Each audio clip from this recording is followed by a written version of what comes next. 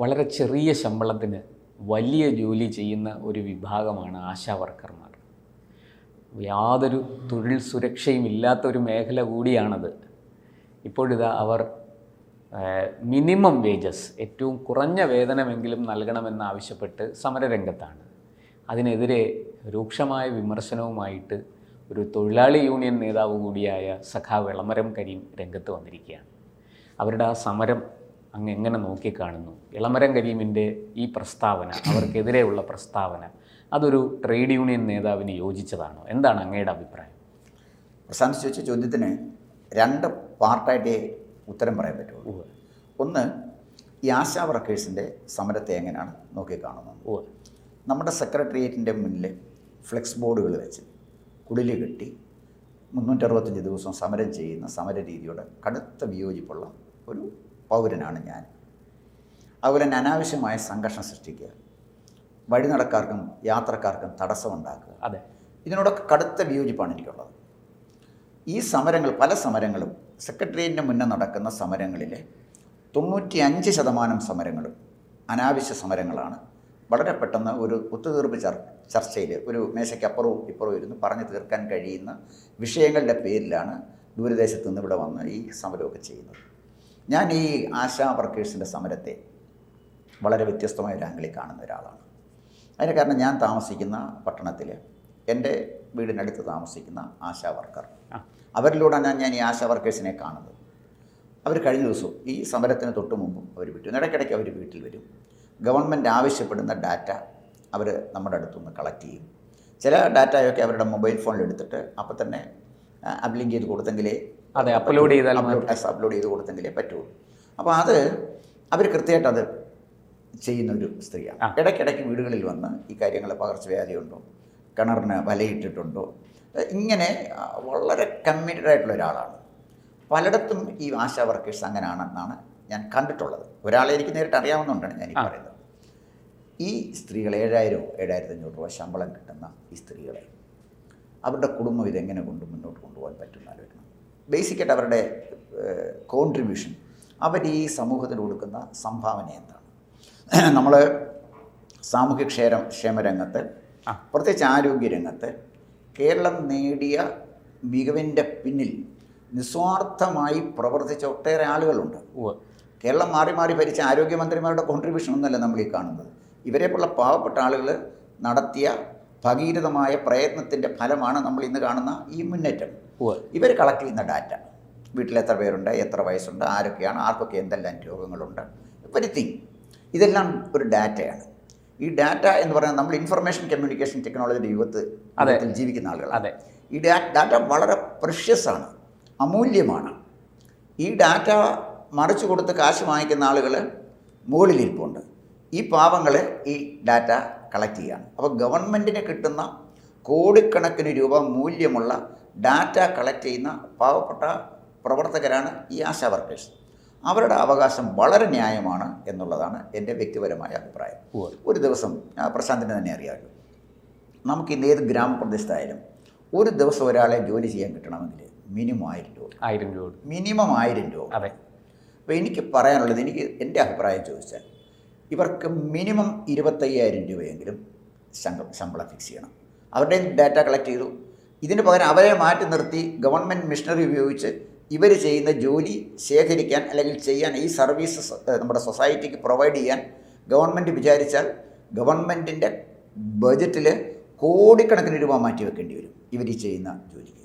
അവർക്ക് ഞാൻ മനസ്സിലാക്കിയെടുത്തോളം പ്രോവിഡൻറ്റ് ഫണ്ടില്ല, ഒരാനുകൂല്യവും ഇല്ല, വെയിലും മഴയും നോക്കാതെ. സത്യത്തിൽ കേന്ദ്ര സർക്കാർ പറയുന്ന ഏറ്റവും കുറഞ്ഞ വേതനം 10,000 രൂപയെങ്കിലും കുറഞ്ഞ വേതനം കൊടുക്കണം എന്ന് പറയുന്ന ആ ഒരു ഇതുപോലും ഇവിടെ പാലിക്കപ്പെടുന്നില്ല. ഏറ്റവും വലിയ കാര്യം, കോവിഡിൻ്റെ സമയത്ത് എന്നെ ഏറ്റവും കൂടുതൽ അത്ഭുതപ്പെടുത്തിയ ഒരു കാര്യം, അടുത്ത വീട്ടിൽ പോലും ആരും പോവില്ല. അതെ, കോവിഡ് വന്നതാണ് മഹാപരാധം വന്ന പോലെ നമ്മളെ സമൂഹത്തിൽ ഒറ്റപ്പെട്ട് നിർത്തുകയാണ്. ആ സമയത്തും ഈ കുട്ടി നമ്മുടെ ആരോഗ്യം തിരക്കി അവിടെ വന്നിരുന്നു എന്ന് പറഞ്ഞാൽ, അത്തരം ആശാ വർക്കേഴ്സ് ജോലി ചെയ്യാത്തവർ കാണും, അതെനിക്കറിയില്ല. ഇല്ല, ഒട്ടുമുക്കാൽ പേരും വളരെ ആത്മാർത്ഥമായി പണിയെടുക്കുന്നവർ. അപ്പോൾ അവർക്ക് തീർച്ചയായിട്ടും അർഹിക്കുന്ന ശമ്പളം കൊടുക്കാൻ ഗവൺമെൻറ് തയ്യാറാകണം എന്നുള്ളതാണ് ഈ സമരത്തെ സംബന്ധിച്ചിടത്തോളം എനിക്ക് പറയാനുള്ള പ്രധാനപ്പെട്ട കാര്യം. ഏറ്റവും പ്രധാനപ്പെട്ട കാര്യം, ഇവർക്ക് ന്യായമായ ആനുകൂല്യങ്ങൾ നിഷേധിക്കുന്ന ഒരു ഗവൺമെൻറ്റാണ്. പബ്ലിക് സർവീസ് കമ്മീഷൻ മെമ്പർമാർക്ക് ഒറ്റയടിക്ക് പ്രതിമാസം 5 ലക്ഷം രൂപ അവർക്ക് ആനുകൂല്യം കിട്ടും. മെഡിക്കൽ എയ്ഡ്, അവരുടെ ഭാര്യമാരുടെ ചികിത്സാ സഹായം, അവരുടെ യാത്രാപ്പടി, സിറ്റിംഗ് ഫീ, ബേസിക് നമ്മൾ കാണുന്ന ഈ 3 ലക്ഷം രൂപ അതൊന്നുമല്ല. അവർക്ക് മിനിമം 5 ലക്ഷം രൂപ ഈ PSC മെമ്പർമാർക്ക് കിട്ടും. ഈ പല PSC മെമ്പർമാരും ആശാ വർക്കർമാർക്ക് വേണ്ടി വരുന്ന അടിസ്ഥാന യോഗ്യത പോലും ഇല്ലാത്തവരാണ്. PSC മെമ്പർമാരുടെ അടിസ്ഥാന യോഗ്യത പ്രശാന്ത് ഒന്ന് അന്വേഷിച്ച് നോക്ക്. നമ്മുടെ PSC മെമ്പർമാരുടെ ക്രെഡൻഷ്യൽ എന്നിറക്കട്ടെ, ഗവൺമെൻറ് പബ്ലിഷ് ചെയ്തിട്ട് ജനങ്ങളുടെ ശരിക്കും പാർട്ടി നിയമനമല്ലേ സാർ? ഞാനതാണ് പറഞ്ഞത്. ഒരു കഥയുമില്ലാത്ത അയോഗ്യരായ ഒട്ടേറെ ആളുകൾ നമ്മുടെ പബ്ലിക് സർവീസ് കമ്മീഷനുണ്ട്. UPSCയിൽ 5 പേരേ ഉള്ളൂ. അതെ, ഇവിടെ 20-21 പേരാണ് ഈ ഖജനാവ് തിന്നു മുടിക്കാനായിട്ട് വെച്ചിരിക്കുന്നത്. ഇന്ത്യയിലെ ഏറ്റവും ചെറിയൊരു സംസ്ഥാനത്ത് UP, കേരളത്തിൻ്റെ എത്ര ഏറ്റവും വലിപ്പമുള്ള സംസ്ഥാനമാണ്? UPയിൽ 5 പേരോ 4 പേരോ ആണ് UPയിലെ പബ്ലിക് സർവീസ് കമ്മീഷനിലുള്ളത്. അപ്പോൾ ഇവിടെ ഈ കേരളത്തിന് താങ്ങാനൊക്കാത്ത ഒരു പബ്ലിക് സർവീസ് കമ്മീഷൻ എത്ര പേരെ എവിടെയെല്ലാമാണ് വെച്ചിരിക്കുന്നത്? കോർപ്പറേഷൻ ചെയർമാൻമാർ, ഇവർക്കെല്ലാവർക്കും തൂർത്തടിക്കാനാണ് നമ്മുടെ ഖജനാവ് തുറന്നു കൊടുത്തിരിക്കുകയാണ്. ഇവരെ സമരം ചെയ്തുകൊണ്ടിരിക്കുമ്പോഴാണ് ഈ PSC മെമ്പർമാർക്ക് ഇത് കൊടുക്കുന്നത്. മഹാപരാധമാണ്. ഈ PSC മെമ്പർമാരെ സത്യത്തിന് കേരളത്തിൻ്റെ വലിപ്പം അനുസരിച്ച് നോക്കുകയാണെങ്കിൽ പരമാവധി 3-നും 5-നും ഇടയ്ക്ക് PSC മെമ്പർമാരുടെ ആവശ്യമേ സംസ്ഥാനത്ത് ആവശ്യമുള്ളൂ. അതിനാവശ്യമുള്ള റിക്രൂട്ട്മെൻറ്റേ സംസ്ഥാനത്ത് നടക്കുന്നുള്ളൂ. ആ ആളുകൾ തന്നെ അക്കാഡമിക് ക്വാളിഫിക്കേഷനുള്ള ആളായിരിക്കണം. അല്ലാതെ കീഴും കിഴക്കും ഇല്ലാത്ത പിന്നെ രാഷ്ട്രീയ നിയമനങ്ങൾ പാടില്ല എന്നർത്ഥം. രാഷ്ട്രീയ നിയമനത്തിനോട് എനിക്ക് അഭിപ്രായ വ്യത്യാസമില്ല. രാഷ്ട്രീയത്തിൽ എത്ര യോഗ്യന്മാരായ ആളുകളുണ്ട്, എത്രയോ യോഗ്യന്മാരായ ആളുകൾ ഇവിടെ എല്ലാം ഇരുന്നിട്ടുണ്ട്. വിദ്യാഭ്യാസ മന്ത്രിയായിട്ടിരുന്നല്ലോ രവീന്ദ്രനാഥ്, പ്രൊഫസർ രവീന്ദ്രനാഥ്. നല്ല വിദ്യാഭ്യാസ മന്ത്രിയല്ലായിരുന്നു. അവിടെ പിന്നെ ഇപ്പോൾ ഈ കോളേജിൽ പഠിപ്പിച്ച ആളാണെങ്കിലും ജലീൽ വന്നു, അത് മലിനമാക്കി. ഞാൻ പറഞ്ഞു വന്നത്, നല്ല ഒന്നാന്തരം മന്ത്രിമാർ കേരളത്തിൽ ഉണ്ടായിട്ടുണ്ട്. അത് പലരും രാഷ്ട്രീയത്തിലൂടെ വന്ന ആളുകളാണ്. എനിക്ക് രാഷ്ട്രീയക്കാരോട് അങ്ങനെ അഭിപ്രായ വ്യത്യാസം. നല്ല ക്വാളിഫൈഡ് ആയിട്ടുള്ള, കൾച്ചേർഡ് ആയിട്ടുള്ള, വെൽ എഡ്യൂക്കേറ്റഡ് ആയിട്ടുള്ള രാഷ്ട്രീയക്കാർ നമുക്കുണ്ട്. അവർക്ക് വംശനാശം സംഭവിച്ചുകൊണ്ടിരിക്കുക, അത് വേറെ ഒരു കാര്യം. അപ്പം ഞാൻ പറഞ്ഞത് ഈ PSC മെമ്പർമാർക്ക് ഇങ്ങനെ കൂട്ടിക്കൊടുത്തപ്പോഴാണ് ഇവരുടെ കണ്ണുനീര് കാണാതെ ആനുകൂല്യം കൊടുക്കുക. രണ്ടാമത്തെ ചോദ്യം പിന്നെ എന്നോട് ചോദിച്ചത് ഇളമരം കരീമിൻ്റെ സ്റ്റേറ്റ്മെൻറ്റാണ്. ഇളമരം കരീം ഒരു ട്രേഡ് യൂണിയൻ നേതാവ് എന്നുള്ള നിലയിൽ ഒരിക്കലും അദ്ദേഹം പറയാൻ പാടില്ലാത്തതാണ് അദ്ദേഹം നടത്തിയ ഒരു സ്റ്റേറ്റ്മെൻറ്റ്. അദ്ദേഹത്തിൻ്റെ ഒരു സ്റ്റേറ്റ്മെൻറ്റ് വായിച്ചപ്പോഴേ എനിക്ക് ഓർമ്മ വന്നത്, ചരിത്രത്തിൽ നമ്മൾ നെറ്റിൽ ഒന്ന് അടിച്ചു നോക്കിയാൽ കാണാം, ഒരു വാചകം ഒന്ന് അടിച്ചു നോക്കിയാൽ, ലെറ്റ് ദം ഈറ്റ് കേക്ക്, അവർ കേക്ക് കഴിക്കട്ടെ, അത് അടിച്ചാൽ മതി. ഇവർ കേക്ക് കഴിക്കട്ടെ എന്ന് പറഞ്ഞത് മേരി ആൻ്റോണിയറ്റ് എന്ന് പറഞ്ഞ രാജ്ഞിയാണ്. അവർ ലൂയി 16 ഫ്രാൻസിലെ ലൂയി 16 ഭാര്യയായിരുന്നു ഈ മേരി ആൻ്റോണിയറ്റ്. അപ്പോൾ 1789 ഫ്രഞ്ച് വിപ്ലവം നടന്നു. അന്ന് ഈ ഫ്രഞ്ച് വിപ്ലവത്തിൽ അവർക്ക് ബ്രെഡില്ല. ബ്രെഡ് എന്ന് പറഞ്ഞാൽ ബേസിക് ഫുഡാണ്. അതില്ല.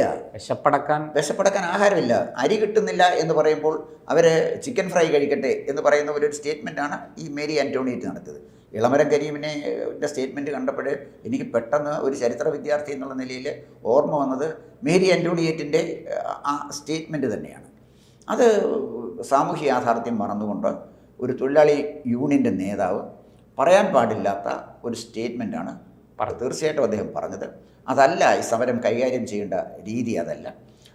ദിവസവും CIT നേതാക്കന്മാർ ഇവരെ പ്രൊവോക്ക് ചെയ്യുന്നത് കുറഞ്ഞ പക്ഷേ അവരെ അപമാനിക്കാതിരിക്കാമല്ലോ, അവർക്ക് ആനുകൂല്യം കൊടുക്കണ്ട, അപമാനിക്കാതിരിക്കാമല്ലോ, അവരെക്കുറിച്ച് അപവാദ പ്രചരണം നടത്താതിരിക്കാമല്ലോ.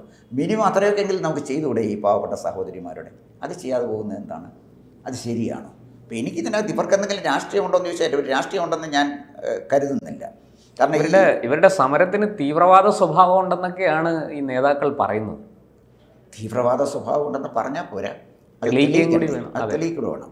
തീവ്രവാദ സ്വഭാവമുള്ള ആരെങ്കിലും ഇതിനകത്ത് കടന്നുകൂടിയിട്ടുണ്ടെങ്കിൽ അത് കർശനമായ നടപടിയെടുക്കണം. അതിനൊന്നും എനിക്ക് അഭിപ്രായ വ്യത്യാസമില്ല. പക്ഷേ ഒരു തീവ്രവാദ സ്വഭാവമുള്ള ആരെങ്കിലും ഇതിനകത്ത് കടന്നുകൂടിയിട്ടുണ്ടോ എന്ന് എനിക്ക് അറിയില്ല. അത് ഗവൺമെൻറ്റിനെ അറിയുള്ളൂ, ഗവൺമെൻറ് അത് അന്വേഷിക്കട്ടെ. പക്ഷേ അങ്ങനെ ഒരു സ്റ്റേറ്റ്മെൻറ്റ്, ഒരു ഒഴുക്കൻ സ്റ്റേറ്റ്മെൻറ്റ് കൊണ്ടുപോകില്ല. തീവ്രവാദ സ്വഭാവമുള്ള ഇന്ന സംഘടനകൾ കടന്നുകൂടിയിട്ടുണ്ട്, അവരിങ്ങനെയാണ് ഈ സമരത്തെ ദുരുപയോഗപ്പെടുത്തുന്നത് എന്ന് കേരളത്തിലെ സിവിൽ സൊസൈറ്റിയെ ബോധിപ്പിക്കാനുള്ള ചുമതല സർക്കാരിനല്ലേ. ഇവിടെ ഒരു പ്രശ്നം വെച്ചാൽ നമ്മുടെ നേതാക്കന്മാർ മനസ്സിലാക്കേണ്ട ഒരു കാര്യം, അത് ഒരു നേതാവിൻ്റെ ഭാഷ അദ്ദേഹത്തിൻ്റെ സ്വഭാവത്തെ നിർണ്ണയിക്കുന്നതാണ്. ഒപ്പം അദ്ദേഹം പ്രതികരിക്കുന്ന പാർട്ടിയുടെ ഭാവിയെയും. ഇതെൻ്റെ സ്റ്റേറ്റ്മെൻ്റ് അല്ല, വളരെ പ്രശസ്തനായ ഒരാളുടെ സ്റ്റേറ്റ്മെൻറ്റ്, അതിൻ്റെ പേര് ഞാനിപ്പോൾ ഓർക്കുന്നില്ല, വളരെ കൃത്യമാണ്. ഒരു നേതാവിൻ്റെ സ്റ്റേറ്റ്മെൻറ്റ് കാണുമ്പം അദ്ദേഹത്തിൻ്റെ സ്വഭാവം നമുക്ക് മനസ്സിലാവും. അദ്ദേഹത്തിൻ്റെ സ്വഭാവം മാത്രമല്ല, ഈ സ്റ്റേറ്റ്മെൻറ്റ് അദ്ദേഹം ഏത് പാർട്ടിയെ പ്രതിനിധീകരിക്കുന്നോ അതിൻ്റെ ഭാവിയെയും ബാധിക്കുന്ന ഒരു കാര്യമാണ്. അപ്പോൾ അതുകൊണ്ട് രാഷ്ട്രീയ നേതാക്കന്മാർ വായി വരുന്നത് എം മണിയെ പോലെ വിളിച്ചു പറയുന്നത് അനുയോജ്യമായ ഒരു കാര്യമാണ് എന്ന് എനിക്ക് തോന്നുന്നില്ല. കേരളം കുറച്ചുകൂടെ നല്ലതല്ല, അവരുടെ പാർട്ടിക്ക് കേരളത്തിലെ ജനങ്ങൾ, കേരളത്തിൻ്റെ പൊതുസമൂഹം കുറച്ചുകൂടെ മാന്യന്മാരായ രാഷ്ട്രീയക്കാരെയാണ് പ്രതീക്ഷിക്കുന്നത്. നിർഭാഗ്യവശാൽ അവർക്കത് കിട്ടുന്നില്ല എന്നുള്ളത് കേരളത്തിലെ ജനങ്ങളുടെ ഒരു തലയിലെടുത്തെന്നേ എനിക്ക് തോന്നിയിട്ടുണ്ട്. അപ്പോൾ ഫ്രഞ്ച് വിപ്ലവത്തെക്കുറിച്ചാണ് ഞാൻ പറഞ്ഞത്. ഫ്രഞ്ച് വിപ്ലവത്തിൻ്റെ ഒരു സാമൂഹ്യ സാഹചര്യമാണ് പിന്നെ പ്രശാന്തി കേരളത്തിലുള്ളത്. ഫ്രാൻസിൽ അന്ന് 1789 3 എസ്റ്റേറ്റ് ആയിരുന്നു ഉണ്ടായിരുന്നത്. First estate, second estate, third estate. ഈ ഫസ്റ്റ് എസ്റ്റേറ്റ് എന്ന് പറയുന്നത് ഈ പുരോഹിത ശ്രേഷ്ഠന്മാർ, ബിഷപ്പുമാർ, പള്ളിയുടെ ഔദ്യോഗിക സ്ഥാനങ്ങളിലിരിക്കുന്ന പ്രഭുക്കന്മാർ അവരാണ് ഫസ്റ്റ് എസ്റ്റേറ്റിൽ വരുന്നത്. പണക്കാരായ ശതകോടീശ്വരന്മാർ. സെക്കൻഡ് എസ്റ്റേറ്റിൽ വരുന്നത് ഉയർന്ന ഉദ്യോഗസ്ഥന്മാർ, ഗവൺമെൻറ്റിനോട് ചേർന്ന് നിന്ന് ഗവൺമെൻറ്റിൻ്റെ മർദ്ദന ഉപകരണങ്ങളെ അല്ലെങ്കിൽ ഗവൺമെൻറ്റിന് വേണ്ടി ജനങ്ങളെ ചൂഷണം ചെയ്യാൻ ഇറങ്ങിയിരിക്കുന്ന, അതിനുവേണ്ടി ജോലി ചെയ്യുന്ന ബ്യൂറോക്രാറ്റ്സ്, അവരാണ് ഈ സെക്കൻഡ് എസ്റ്റേറ്റിലുണ്ടായിരുന്നത്. ഈ തേർഡ് എസ്റ്റേറ്റ് എന്ന് പറയുന്നത് മധ്യവർഗം, മിഡിൽ ക്ലാസ്, കമ്മ്യൂണിസ്റ്റ് ഭാഷയിൽ പറഞ്ഞാൽ പെറ്റി ബൂർഷ്വ, അതല്ലെങ്കിൽ പിന്നെ തൊഴിലാളികൾ, പിന്നെ ചെറുകിട വ്യവസായികൾ, കർഷകർ, ഇവരൊക്കെയായിരുന്നു തേർഡ് എസ്റ്റേറ്റ് ഉണ്ടായിരുന്നത്. കേരളം അങ്ങനെയല്ലേ? പ്രസംഗം ആലോചിച്ച് നോക്കി. നമ്മുടെ ഫസ്റ്റ് എസ്റ്റേറ്റിൽ ആരാ ഉള്ളത്? രാഷ്ട്രീയ നേതാക്കന്മാർ, അവരുടെ ബന്ധുക്കൾ. ഇന്നോവ കാറില്ലാത്ത എത്ര രാഷ്ട്രീയ നേതാക്കന്മാരെ താങ്കൾക്ക് കാണാൻ കഴിയും? ഇവരൊരു ജോലിയും ചെയ്യാതെ ഈ എയർ കണ്ടീഷൻഡ് ഇന്നോവ ക്രസ്റ്റയിലൊക്കെ സഞ്ചരിക്കാൻ ഇവർക്ക് എവിടെ നിന്നാണ് പണം? ശരിയാണ്, എല്ലാ പാർട്ടികളിലും ഞാൻ പറയുന്നു. അപ്പോൾ ശരിക്കും പറഞ്ഞാൽ കേരളത്തിലൊരു ഫസ്റ്റ് എസ്റ്റേറ്റ് ഉണ്ട്. അത് രാഷ്ട്രീയ നേതാക്കന്മാർ, ഉയർന്ന രാഷ്ട്രീയ നേതാക്കന്മാർ, ഇടത്തരക്കാരെ അല്ല, താഴത്തെ മിഡിൽ ക്ലാസും താഴെ നിലയിൽ പ്രവർത്തിക്കുന്നവരെ അല്ല ഞാൻ പറയുന്നത്. രാഷ്ട്രീയത്തിൽ ഉയർന്ന നിലയിൽ പ്രവർത്തിക്കുന്ന രാഷ്ട്രീയ നേതാക്കന്മാരും അവരുടെ ബന്ധുക്കളും അവരെ സ്വാധീനിക്കാൻ കഴിയുന്ന വൻകിട വ്യവസായികൾ, 3-4 പേരേ ഉള്ളൂ, പേരൊന്നും പറയണ്ട. അവരാണ് ഈ ഫസ്റ്റ് എസ്റ്റേറ്റ് കേരളത്തിലുള്ളത്. സെക്കൻഡ് എസ്റ്റേറ്റിലുള്ളത് ഉയർന്ന ഉദ്യോഗസ്ഥന്മാർ. അടുത്തുൾ പറ്റിയിട്ടും വീണ്ടും ഈ സംസ്ഥാന ഖജനാവിനെ ചൂഷണം ചെയ്തുകൊണ്ടിരിക്കുന്ന ചില അടുത്തുൾ പറ്റിയ ഉദ്യോഗസ്ഥന്മാർ, ഉയർന്ന ഉദ്യോഗസ്ഥന്മാർ. ഇവിടെ സാധാരണക്കാർക്ക് DA നിഷേധിച്ചപ്പോഴും IAS കൃത്യമായി DA കിട്ടുന്നുണ്ടായിരുന്നു, ജുഡീഷ്യൽ ഓഫീസർമാർക്ക് DA കിട്ടുന്നുണ്ടായിരുന്നു. ഇവരെല്ലാം ഒരേ റേഷൻ കടയിൽ നിന്നല്ലയോ സാധനം വാങ്ങിക്കുന്നത്, ഒരേ കടയിൽ പോയി അല്ലയോ ആഹാരം കഴിക്കുന്നത്, ഒരേ ഹോട്ടലിൽ നിന്നല്ലയോ ആഹാരം കഴിക്കുന്നത്. വളരെ വ്യത്യാസമല്ല, വലിയ വ്യത്യാസമല്ല തന്നെ. All are equal but some are more equal എന്ന് പറയുന്നത് പോലെയാണ് ഇവിടെ നടന്നത്. അപ്പം ഈ സെക്കൻഡ് എന്ന് പറയുന്നത് എല്ലാ സർക്കാർ ഉദ്യോഗസ്ഥന്മാരും അല്ല, ഗവൺമെൻറ്റിൻ്റെ പ്രത്യേക പരിലാളനയുള്ള ഉയർന്ന ഉദ്യോഗസ്ഥർ, മുതിർന്ന ഉദ്യോഗസ്ഥർ. പിന്നെ തേർഡ് എസ്റ്റേറ്റ് എന്ന് പറയുന്നത് കേരളത്തിലെ സാധാരണക്കാർ, അധ്വാനിക്കുന്ന അവർ നിശബ്ദരാണ്, കർഷകർ, ചെറുകിട കച്ചവടം, മിഡിൽ ക്ലാസ് എന്ന് പറയുന്നത്. Middle class. അതാ ഇപ്പോൾ കേരളത്തിൽ മിഡിൽ ക്ലാസിൻ്റെ എണ്ണം കൂടിക്കൊണ്ടിരിക്കുക. പണ്ട് ഈ അധ്വാന വർഗ്ഗം എന്ന് പറയുന്ന ആളുകളുണ്ടായിരുന്നു, ഇപ്പോൾ അധ്വാനിക്കാൻ വർഗ്ഗമൊന്നുമില്ല ഇവിടെ. ഇതെല്ലാം അങ്ങ് മിഡിൽ ക്ലാസ്സിലേക്ക് പോയി. വളരെ കുറച്ച് ആളുകളെ ഉള്ളൂ ഈ അധ്വാന വർഗ്ഗം എന്ന് പറയുന്ന, ഈ പ്രോലിറ്റേറിയറ്റ് എന്ന് പറയുന്ന ഒരു ഡെഫിനിഷനിൽ നിൽക്കുന്നത്. ശരിക്കും നമ്മുടെ ദാരിദ്ര്യരേഖയ്ക്ക് താഴെയുള്ളവർ എന്ന് വേണമെങ്കിൽ പറയാം, പക്ഷേ അതൊക്കെ വളരെ കുറവാണ്. അപ്പോൾ ഇതാണ് കേരളത്തിൻ്റെ പരിച്ഛേദം എന്ന് പറഞ്ഞാൽ 1789 ഒരു ഫ്രഞ്ച് വിപ്ലവത്തിന് സമാനമായ സാമ്പത്തിക, സാമൂഹ്യ, രാഷ്ട്രീയ സാഹചര്യമാണ് കേരളത്തിൽ നിലനിൽക്കുന്നത്. പക്ഷേ ഒരു ജനാധിപത്യ സംവിധാനം നിൽക്കുന്ന ഒരു സമൂഹമായതുകൊണ്ട് അത്തരം രക്തരൂക്ഷിതമായൊരു വിപ്ലവം നടക്കും എന്ന് ഞാൻ കരുതുന്നില്ല. മറ്റൊന്ന്, ഗവൺമെൻറ്റിനെ ഭയക്കേണ്ട കാര്യമില്ല. കാരണം ഈ ഗവൺമെൻറ്റിനെ എതിർക്കേണ്ട 2 പ്രതിപക്ഷ പാർട്ടികൾ. ഒന്ന് കോൺഗ്രസ്സിലെ 5-6 പേര് മുഖ്യമന്ത്രിയാകാനുള്ള പ്രതീക്ഷയിൽ കടുത്ത പരിശ്രമത്തിൽ വലിയ പോക്കറ്റുള്ള ഉടുപ്പുകൾ അവർ തയ്ച്ചു വെച്ചിരിക്കുകയാണ്. അവർക്ക് ഇത് കൂടെ കിട്ടിയില്ല പിന്നെ കാര്യമില്ല, പിന്നെ അടുത്തൊരു അംഗത്തിന് അവർക്ക് ബാല്യമില്ല, അവർ സമരരംഗത്താണ്. BJP എന്ന് പറയുന്ന ഒരു പാർട്ടി ഒരു സങ്കല്പമാണ്. ദൈവത്തിനെക്കുറിച്ചൊക്കെ നമ്മുടെ സങ്കല്പം കേട്ടില്ലയോ? നിർഗുണൻ നിരാമയൻ എന്നൊക്കെ പറഞ്ഞു. അതൊരു സങ്കല്പമാണ്. അതിനെ നയിക്കാൻ പ്രോപ്പറായിട്ടുള്ള ആരുമില്ല. അതിൻ്റെ ചില നേതാക്കന്മാർ നമുക്കിവിടെ ഉണ്ട് എന്ന് നമ്മൾ മനസ്സിലാക്കുന്ന അവരെ TV-യിലും പത്രത്തിലുമൊക്കെ കാണുമ്പോഴാണ്. അവർക്ക് ജനങ്ങളുടെ ഇടയിലേക്ക് ഇറങ്ങിച്ചെന്ന് പ്രവർത്തിക്കാനോ ജനങ്ങളെ സ്വാധീനിക്കാനോ കഴിയുന്ന യാതൊരു കപ്പാസിറ്റിയും ഉള്ള ആളുകളല്ല. അപ്പോൾ ഗവൺമെൻറ്റിനെ സംബന്ധിച്ചിടത്തോളം ഈ സമരം ഒരു വെല്ലുവിളിയാണ് എന്ന് ഞാൻ കരുതുന്നില്ല. ഇപ്പോൾ തന്നെ കഴിഞ്ഞ ദിവസം ഈ യൂത്ത് കോൺഗ്രസ്സുകാർ അവിടെ ചെന്നു. അവരെന്തിനാണ് അവിടെ പോയി സമരം ചെയ്തത്? ഈ സ്ത്രീകളെ സമരം ചെയ്താൽ വിട്ടാൽ പോലെ. അവരുടെ സമരത്തെ കേരളത്തിലെ പൊതുസമൂഹം കൃത്യമായി കാണുന്നുണ്ട്. അതിനിടെ യൂത്ത് കോൺഗ്രസ്സുകാർക്ക് എന്താ അവർക്ക് പിന്തുണയാണ് കൊടുക്കേണ്ടത്. അല്ല, അത് മാനസികമായ പിന്തുണ മതി. അതിന് സെക്രട്ടേറിയറ്റ് ഇപ്പോൾ കുറേ കാലമായിട്ട് സെക്രട്ടേറിയറ്റ് കാണുന്ന പ്രശാന്ത് ഒന്ന് ആലോചിക്കുക. രാവിലെ എണ്ണയൊക്കെ തേച്ചിച്ച് കുറേ ആളുകൾ നമ്മുടെ സെക്രട്ടേറിയറ്റ് പഠിക്ക് വരും. പേസ്റ്റും ബ്രഷും കൂടെ എടുത്താൽ മതി. ജലപീരങ്കിയുണ്ട്, കുളിച്ച് പല്ല് തേച്ച് തോർത്തി പൗഡർ ഇട്ട് വീട്ടിലോട്ട് പോകാൻ പറ്റും. ജലക്ഷാമം ഉള്ളതുകൊണ്ട് ജലപീരങ്കിയിൽ നിന്ന് കിട്ടുന്ന നല്ല വെള്ളത്തിൽ കുളിച്ച് ഈ നാട്ടുകാരെ ഉപദ്രവിക്കാൻ എന്തിനാണ് സെക്രട്ടേറിയറ്റിൻ്റെ മുന്നിൽ ഒരു സീൻ ഉണ്ടാക്കുന്നത്? അത്തരം സമരമുറകളെ അത് ശരിയല്ല. ഈ സമരമുറ അത് കേരളത്തിന് അനുയോജ്യമായ സമരമുറയുമല്ല. പ്രതിഷേധിക്കണം, അത് ന്യായമായി പ്രതിഷേധിക്കണം. അല്ലാതെ റോഡ് തടസ്സപ്പെടുത്തി ജലപീരങ്കിയുടെ മുന്നിൽ കുളിച്ച് തോർത്തി പോയതുകൊണ്ട് കേരളത്തിൽ എന്തെങ്കിലും ഒരു സാമൂഹ്യ രാഷ്ട്രീയ മാറ്റം ഉണ്ടാകും ഞാൻ കരുതുന്നില്ല. അപ്പം ഞാൻ പറഞ്ഞു വന്നത്, ഇവർക്ക് പിന്തുണയായി പോയ യൂത്ത് കോൺഗ്രസ്സുകാർക്ക് അവരവിടെ വാസ്തവത്തിൽ ഒരു സംഘർഷാത്മകമായ അന്തരീക്ഷം സൃഷ്ടിക്കാൻ പോലീസ് സംയമനം പാലിച്ചുകൊണ്ടല്ലേ. അല്ലെങ്കിൽ പോലീസ് ലാത്തി ചാർജ് ചെയ്ത് കഴിഞ്ഞാൽ വഴിയെ പോകുന്നവരെയൊക്കെ അതെ ആർക്കൊക്കെ ഈ സമരം ചെയ്യുന്ന ആശാ വർക്കർമാർക്ക് പോലും ചിലപ്പോൾ അടികൊണ്ടേന്. അപ്പം അത് സംയമനം പാലിച്ചത് കളഞ്ഞു. കഴിഞ്ഞ കുറച്ച് കാലമായിട്ട് ഈ അനാവശ്യമായ സമരങ്ങളെ നേരിടുന്ന കാര്യത്തിൽ നമ്മുടെ പോലീസ് സംയമനം പാലിക്കുന്നുള്ളതായിട്ടാണ് എനിക്ക് തോന്നിയത്. കാരണം അത്ര പ്രൊവോക്ക് ചെയ്താണ് ഇവർ പെരുമാറുന്നത്. ഇടയ്ക്ക് രക്ഷാപ്രവർത്തനം കഴിഞ്ഞപ്പോൾ പോലീസിന് ഒരു പുനർവിചിന്തനം ഉണ്ടായി. പോലീസ് ഇപ്പോൾ കേരളത്തിലെ പോലീസ് ഇനിയും കൂടുതൽ എഫക്റ്റീവ് ആകേണ്ടതുണ്ട്. ഇൻവെസ്റ്റിഗേഷനൊക്കെ നല്ല പോലീസ്, ഇന്ത്യയിലെ ഏറ്റവും നല്ല പോലീസാണ് കേരളത്തിലുള്ളത്. പക്ഷേ അതേ ഉപയോഗിക്കേണ്ടവരെ ഉപയോഗിക്കേണ്ട പോലെ ഉപയോഗിക്കേണ്ട സന്ദർഭത്തിൽ നിഷ്പക്ഷമായും നിർഭയമായും പ്രവർത്തിക്കാൻ അവർക്ക് അവസരം കൊടുത്താൽ ഒരുപക്ഷേ ഇന്ത്യയിലെ ഏറ്റവും ലോകത്തിലെ തന്നെ മികച്ച പോലീസ് സേനകളിലൊന്നായിട്ട് വരാൻ സാധ്യതയുള്ളതാണ് നമ്മുടെ കേരള പോലീസ്. അപ്പം ഞാൻ പറഞ്ഞു വന്നത്, ഇവിടെ ഈ ആശാ വർക്കേഴ്സിൻ്റെ കാര്യത്തിൽ ഗവൺമെൻറ് അവരുടെ ദാക്ഷിണ്യം കാണിക്കണം. അവർ ചെയ്യുന്ന ജോലിക്ക് അർഹമായ വേതനം കൊടുക്കണം. പബ്ലിക് സർവീസ് കമ്മീഷനിലെ മെമ്പർമാർ ചെയ്യുന്ന ജോലിക്ക് അർഹമായ വേതനമാണോ ഈ 5 ലക്ഷം രൂപ? റിട്ടയർ ചെയ്ത ഉദ്യോഗസ്ഥന്മാർ അവരൊക്കെ സർവീസിലിരുന്നു, പേരെടുത്ത് ഞാൻ പറയുന്നില്ലെന്നേ ഉള്ളൂ, അവരൊക്കെ സർവീസിലിരുന്നു. പൊതുമേഖലാ സ്ഥാപനങ്ങൾ അവർക്ക് കൊടുക്കുന്ന ശമ്പളം ഓണറേറിയമായിട്ടും അലവൻസായിട്ട് കൊടുക്കണം. ശമ്പളമായിട്ടല്ല കൊടുക്കുന്നത്. കാരണം ടാക്സ് വെട്ടിക്കാൻ അത്തരം ചില സൗകര്യങ്ങളിൽ കൊടുക്കാമോ അങ്ങനെയൊക്കെയാണ് അവർക്ക് കൊടുക്കുന്നത്. ഇവർക്കൊക്കെ ധനം വാരി കോരി കൊടുക്കുമ്പോൾ ഈ പാവപ്പെട്ട സഹോദരിമാരോടെ നീതി കാണിക്കാതെ ഒരിറ്റ് കരുണ കാണിക്കാതിരിക്കുന്ന ഒരു ഗവൺമെൻറ്റിൻ്റെ നിലപാട് ശരിയല്ല. ഇതൊരു പൊതുസമൂഹത്തിലെ ഒരാളെന്നുള്ള നിലയിലാണ് പറയുന്നത്. അവരതേസമയം രാഷ്ട്രീയ പാർട്ടി കൊടിയുമായി അവിടെ വന്നിരുന്നു എങ്കിൽ ഒരു കാരണവശാലും ഞാൻ ആ സമരത്തെ ഇങ്ങനെ കാണുമായിരുന്നില്ല. ഒരു രാഷ്ട്രീയ പാർട്ടിയുടെ കൊടിയും ഈ ആശാ വർക്കേഴ്സ് പിടിച്ചിരിക്കുന്നതായിട്ട് ഞാൻ കണ്ടു. അവർക്ക് രാഷ്ട്രീയം കാണും. ആർക്കാ രാഷ്ട്രീയം ഇല്ലാത്ത? ജനാധിപത്യത്തിൽ 18 വയസ്സ് അവരുടെ സ്വാതന്ത്ര്യമാണ്. തീർച്ചയായിട്ടും 18 വയസ്സ് വോട്ടവകാശമുള്ളവന് രാഷ്ട്രീയം വേണ്ടേ? അവർ രാഷ്ട്രീയം എടുത്തോട്ടെ. പക്ഷേ ആ സമരം രാഷ്ട്രീയമായി ഗവൺമെൻറ്റിനെ നേരിടാൻ സമരമായിട്ട് എനിക്ക് തോന്നുന്നില്ല. ജീവിക്കാൻ വേണ്ടിയൊരു സമരമാണ്.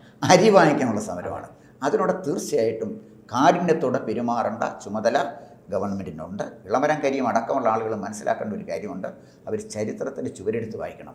ബംഗാൾ എന്ന് പറഞ്ഞൊരു സംസ്ഥാനത്ത് 33 കൊല്ലമാണ് ഭരിച്ചത്. മോശക്കാരല്ല. ഇന്ത്യയിലെ ഏറ്റവും പ്രഗത്ഭനായ നേതാക്കന്മാരിൽ ഒരാളാണ് ജ്യോതി ബസു. അദ്ദേഹമാണ് ദീർഘകാലം മുഖ്യമന്ത്രിയായിരുന്നത്. അതിനുശേഷം വന്ന ബസുദേവ് ഭട്ടാചാര്യ, അപ്പം ബുദ്ധദേവ് ഭട്ടാചാര്യ, അവരൊക്കെ നല്ല ആളുകളായിരുന്നു. പക്ഷേ നന്ദൂരിലും സിംഗൂരിലും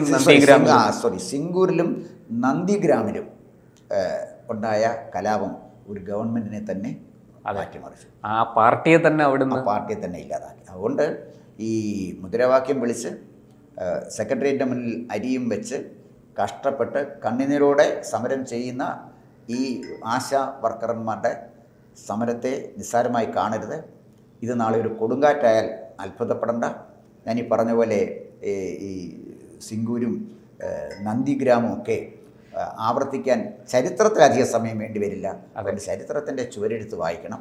അത് മനസ്സിലാക്കി വേണം നേതാക്കൾ ഇവരുടെ പ്രശ്നം ഒരു തുറന്ന മനസ്സോടെ വാശിയോ വൈരാഗ്യമോ ഇല്ലാതെ അവരുടെ പ്രശ്നം പരിഹരിക്കുകയാണ് ഗവൺമെൻറ് ചെയ്യേണ്ടതെന്നാണ് തീർച്ചയായും ഒരു പൊതു സൊസൈറ്റി, സിവിൽ സൊസൈറ്റിയിലുള്ള കേരളത്തിൻ്റെ ഒരു പൊതുമനസ്സ് പറയുന്നത് ഞാൻ പറഞ്ഞെന്ന് മാത്രമേ ഉള്ളൂ. കൂടുതൽ വാർത്തകളും വിശേഷങ്ങളും നിങ്ങളിലേക്ക് എത്താൻ ABC മലയാളം സബ്സ്ക്രൈബ് ചെയ്യുക, ബെൽ ബട്ടണും അമർത്തുക.